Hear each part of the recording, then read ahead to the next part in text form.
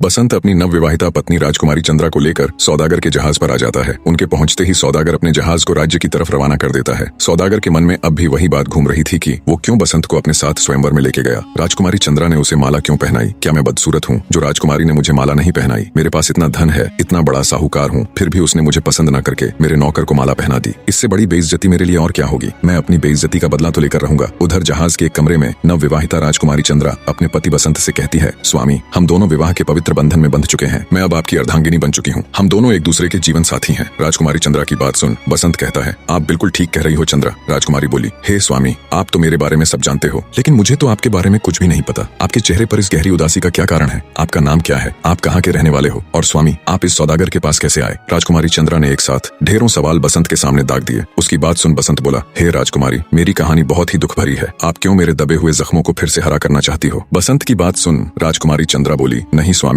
आपका जो भी दुख सुख है वो मेरे साथ बांटिए। मुझे आपके बारे में सब जानना है। राजकुमारी की जिद देख बसंत कहता है, तो सुनो राजकुमारी, मैं धारा नगरी के राजा खड्ग सिंह का छोटा बेटा बसंत हूँ। मेरे बड़े भाई का नाम रूप था। बचपन में ही हमारी माता का स्वर्गवास हो गया। इतनी बात सुन राजकुमारी चंद्रा बोली, ओहो स्वामी, ये तो बहुत दुख की बात है। बसंत आगे कहता है, चंद्रा, हमारे दुखों का अंत यही नहीं हुआ। इसके बाद हमारे पिता ने दूसरी शादी कर ली। एक दिन हम दोनों भाई खेल रहे थे। खेलते खेलते हमारी गेंद मेरी मौसी के महल में चली गई। मेरा भाई रूप जब गेंद लेने गया तो मेरी मौसी ने मेरे भाई पर झूठा आरोप लगाकर मुझे और मेरे भाई दोनों को नगर से निकलवा दिया। इतना सुन राजकुमारी चंद्रा दुखी हृदय से कहती है, ये तो आपके साथ बहुत ही बुरा हुआ स्वामी। बसंत बोला, आगे सुनो चंद्रा। हम दोनों भाई भटकते भटकते जंगल में पहुंच गए। वहाँ हम दोनों भाई एक पेड़ के नीचे सो गए। जब मैं सोकर उठा तो मुझे मेरा भाई रूप कहीं भी नजर नहीं आया। राजकुमारी चंद्रा बोली, क्या? बसंत बोला, हाँ चंद्रा, पता नहीं मुझे छोड़कर मेरा भाई कहाँ चला गया। क्या पता उसे किसी जंगली जानवर ने उठा लिया या उसके साथ क्या हुआ। मैंने अपने भाई को बहुत ढूंढा पर वो मुझे कहीं नहीं मिला। भटकते भटकते सौदागर से मेरी मुलाकात हो गई। मैं इनके पास नौकरी करने लगा और नौकरी करते करते किस्मत से मुझे तुम मिल गई। इतना कह बसंत अत्यंत दुखी और भरे हृदय से कहता है, लेकिन चंद्रा, तुम तो मुझे मिल गई पर मेरा भाई रूप मुझे कहीं नहीं मिला। बसंत की पूरी कहानी जान राजकुमारी चंद्रा की भी अश्रुधारा बह निकली। वो भरे हृदय से अपने पति बसंत का हाथ पकड़कर कहती है, चिंता मत करो स्वामी, आपका भाई जहाँ कहीं भी होगा वो बिल्कुल ठीक ठाक होगा और वो आपको जरूर मिलेगा। उस ऊपर वाले पर भरोसा रखो, बने रहे।